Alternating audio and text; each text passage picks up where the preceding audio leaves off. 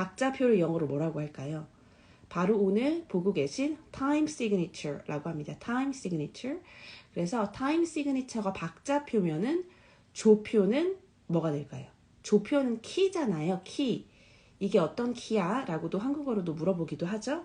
그래서 박자표는 key signature라고 합니다. 그래서 조표는 key signature 그리고 박자표는 time signature라고 한다는 거 기억을 해주시면 좋을 것 같고요. 첫 번째 표현 먼저 볼게요. 이거는 제가 선생님들께 보내드린 문장표는 조금 다르게 편집을 했던 것 같아요. Can you find the time signature in this piece of music?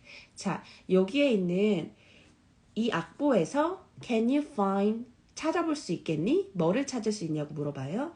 The time signature. time signature 박자표를 이 악보에서 찾을 수 있겠니? 라고 물어보고 있어요. 그래서 in this piece of music 여기에서 Can you find the time signature? 박자표를 찾을 수 있겠니? 라고 말할 수도 있고요. 또 위치를 좀 바꿔서 Can you find the time signature in this piece of music? 혹은 그냥 우리가 이 악보 할 때 this music 이라고 할 수도 있습니다. 혹은 악보라는 게 그냥 music이라고도 쓰이지만 그냥 music score 혹은 music sheet 이렇게도 사용을 할 수 있습니다. 그렇게 사용을 할 수 있다는 거를 기억을 하시고 Can you find? 찾을 수 있겠니? 그러면은 조표를 찾을 수 있겠니는 영어로 어떻게 할까요? 조표는 key signature라고 했죠? 선생님들께서 입으로 한번 이렇게 말해보세요. Can you find the key signature? 이렇게 말하면 되겠죠? time signature 대신에 key signature만 넣으면 된다는 거 기억을 하세요. 자, 2번 표현으로 갈게요. The top number. 자, 여기 보시면은 4분의 4박자면 4분의 3박자면은 top number 하면은 바로 위에 있는 숫자를 얘기하는 거예요. 위에 있는 숫자가 4면은 4를 얘기를 하고 위에 있는 숫자가 3이면은 3을 얘기합니다. 그래서 the top number 위에 있는 숫자는 tells us 우리에게 말을 해준대요. 뭐를 말해주냐면 how many beats 몇 개의 박들이 are in each measure 각각의 마디에 몇 개의 박들이 들어있는지를 얘기를 해준대요. 그래서 4분의 3박자면은 3개의 박, 3 beats in each measure. 3개의 박이 3 beats are in each measure가 되겠죠. 3 박자가 각 마디에 있습니다.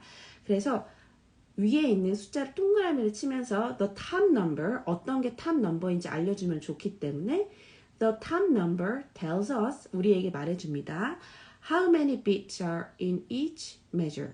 이렇게 보시면 돼요. 그리고 화면이 좀 잘리면은 지금 아마 제 사진 때문에 제 얼굴 때문에 잘릴 건데 가지고 계신 그 자료 보시면서 하시면 좋을 것 같습니다. 그리고 2번 다시 한번 들려드릴게요. The top number tells us how many beats are in each measure. 각각의 마디라고 했기 때문에 in each measure. in each measure라고 되었습니다. 자, 그리고 이번에는 아래에 있는 숫자를 얘기를 할 거예요. The bottom number, 자, 아래에 있는 숫자는 tells us, 말해준대요. 이거 되게 아래에 있는 숫자는 어떻게 얘기를 하는지 참 궁금했었는데 저도 The bottom number tells us what note, 어떤 음이 gets one beat, 어떤 음이 한 박자가 되는지 우리에게 얘기를 해줍니다. 그래서 the bottom number tells us one note gets one beat. 제가 이거는 여기다가 적어드릴게요. 혹시 안 보이지 않는 부분이 있으실 것 같아서 여기에 what note gets one beat. 잘린 부분을 제가 여기다가 적어드리고 the bottom number tells us what note gets one beat. 어떤 음들이 4분음표가 한 박자가 되는지 8분음표가 한 박자가 되는지 2분음표가 한 박자가 되는지 그렇게 어떤 음표가 한 박자를 갖는지를 우리에게 알려준대요. 그래서 the top number 위에 있는 숫자는 how many beats are in each measure, 몇 박자가 한 마디에 있는지를 알려주고요.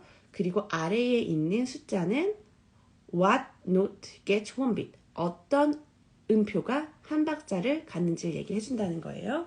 그 다음에는 4번 문장을 보면은 이제 4 time, 이제 4분의 4 박자는 4 time이라고 부르고요. 또 재밌는 거는 4분의 3 박자는 한국말로는 아래에 있는 수부터 먼저 읽기 때문에 3 time이라고 할 것 같지만 한국말로는 4분의 3 박자, 영어로는 항상 위에 있는 숫자를 먼저 읽어요. 그래서 3, 4 time, 2, 4 time 혹은 6, 8 time 이렇게 됩니다. 그리고 서술을 사용을 하는 게 아니고 그냥 숫자 4 time, 3, 4 time 이렇게 된다는 거를 꼭 박자표 읽을 때 기억을 하셔야 돼요. 만약에 4, 3 time 하면은 위에 있는 숫자가 4가 되고 아래에 있는 숫자가 3이 돼서 3분의 4박자가 되는 꼴이 되거든요. 그러니까 영어로는 박자표를 위에서부터 읽는다는 거 꼭 기억을 해주시고요. 이제 4분의 4박자에서 한번 이 박자표를 한번 적용을 해볼게요. In 4 time, 4분의 4박자에서는 자, 위에 어떤 숫자가 있나요? The 4 on the top, 위에 있는 숫자 4는 means, 뜻하고 있습니다. That there are 4 beats in every measure. 모든 마디마다 반복되는 마디마다 네 박자가 한 마디에 있다는 걸 얘기를 해준대요. In 4 time, the 4 on the top means that there are 4 beats in every measure. 한 마디에만 있지만 이 마디들이 계속 반복이 되고 있기 때문에 every measure라고 표현을 했습니다. 그래서 4분의 4박자에서는 위에 있는 숫자 4는 뭘 뜻하고 있대요? 거기에 4개의 박들이 모든 마디에 있다는 걸 뜻합니다. In 4 time, the 4 on the top means that there are 4 beats in every measure. 자, 그러면은 만약에 이 문장을 3, 4 time, 4분의 3박자로 바꿔보면 어떻게 될까요? 자, in 3, 4 time, the 3 on the top means, 자, 위에 있는 숫자 3은 뭘 뜻하나요? That there are 3 beats in every measure. 4 대신에 4를 뜻하는 4 대신에 3를 쓰기만 해도 4분의 3박자를 설명을 할 수가 있겠죠? 자, 그리고 이번에 아래에 있는 bottom note, bottom number를 한번 볼게요. The bottom number, 아래에 있는 숫자는, 자, 이 숫자가 뭐예요? 4를 얘기하죠. A bottom number 4, 이렇게도 얘기해도 되고 한 번 더 4라고 강조를 하고 싶으면 the bottom number 하고 아래에 있는 숫자 4를 딱 적어주면 또 학생에게 가르칠 때는 굉장히 클리어한 디렉션이 될 수도 있을 것 같아요. The bottom number tells us, 자, 아래에 있는 숫자는 우리에게 말해줍니다. 뭘 말해줄까요? That the quarter note gets one beat. 자, 4분음표는 영어로 quarter note라고 했잖아요. 그래서 quarter note gets one beat. 4분음표는 한 박자를 4분음표가 한 박자가 된다고 우리에게 얘기를 해주고 있대요. 그래서 만약에 8분의 6박자의 경우에 이 아래에 있는 8을 설명을 할 때는 the bottom note, 이번엔 bottom note가 8이니까 the bottom note tells us that the eighth note, eighth가 붙어야 돼. 8분음표 할 때는 eighth 하고 뒤에 th 서수가 쓰이기 때문에 eighth note gets one beat. 이번엔 8분음표가 한 박자가 된다고 얘기를 할 수도 있겠습니다. 그래서 이 문장의 폼을 가지고 모든 박자를 다 설명을 할 수가 있겠죠. 뭐 2분의 2박자면은 the bottom number가 뭐가 돼요? 2가 되죠. The bottom number 2 tells us the half note gets one beat. 이렇게 할 수도 있으니까 진짜 이 7가지의 문장이 한 적어도 30개의 문장으로는 변신을 할 수 있지 않을까 싶습니다. 자, 그러면은 6번으로 가볼게요. The time signature. 자, time signature가 어디에서 찾을 수 있죠?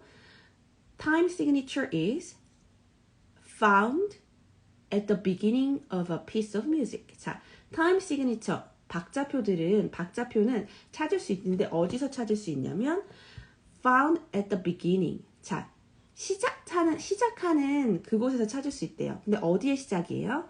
Of a piece of music. 악보가 시작되는 부분에서 찾을 수 있대요. 여기 앞에 time signature 앞에 더가 붙지 않은 이유는 이거는 일반적인 박자표를 얘기를 하는 거예요. 일반적인 박자표를 얘기를 하는 거기 때문에 그 박자표 이렇게 딱 지정해 주는 게 아니기 때문에 그냥 time signature라고 일반적으로 쓰이는 박자표들은 is found. 이거는 수동태 형태죠. 그래서 우리 음악영어 스터디 참여하시고 계신 분들은 수동태를 다음 주에 배우게 될 텐데 수동태는 이제 능동태랑은 다르게 내가 찾는 게 아니고 이 박자표의 입장에서 얘기를 한 거예요. 박자표의 입장에서 찾아지는 거기 때문에 수동태가 쓰였다는 것만 기억을 해두시고 time signature is found at the beginning of a piece of music. 자, 어디서 찾아진대요? beginning. 시작하는 곳에서, 시작점에서 찾아진대요. 악보의 시작점에서 찾아집니다. 이것도 굉장히 자주 쓰이는 표현이에요. 왜냐면은 도돌이표도 그리고 높은 음자리표도 낮은 음자리표도 treble clef, bass clef 모두 다 어디에 있어요? beginning of a piece of music. 시작하는 곳에 있잖아요. 그래서 이제 시작점이 있다는 거를 꼭 표현을 기억을 해두시면 좋고요. 그리고 조금 더 자세하게 설명을 해보면 it is found, 이것은 찾아집니다. 어디에서? after the clef, 음자리표 다음에 and 그리고 also after the key signature, 조표 다음에 if there is a key signature, 만약에 거기에 조표가 있으면은 조표 다음에 나오고 만약에 조표가 없으면은 바로 clef, 음자리표 다음에 나온다는 거죠.